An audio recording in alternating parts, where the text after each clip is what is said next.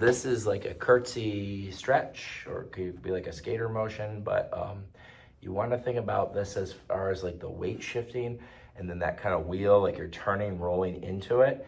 And so if you notice that you have a tough time shifting weight, like you're not able to push through like with your pelvis. So there's the pushing back, that's the glute max. And then there's the pushing over where the gluteus medius on the side here and those other associated tissues and muscles have to be able to open up to accommodate the weight shift.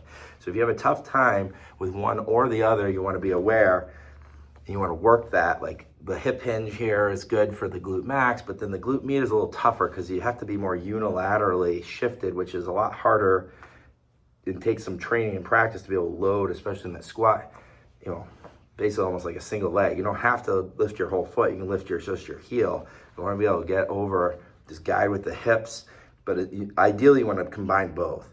So you're going to skew over and sit back at the same time, so it becomes like a diagonal here. And if you really want to work that, and need some support, you can lean over a sturdy table. Now this is a little low for me, but I'm going to basically reach across and kind of sit into in this case, my right outer buttock there, and kind of feel that stretch as I slide over and back, and then slide over and back to my left, slide over and back like a curtsy.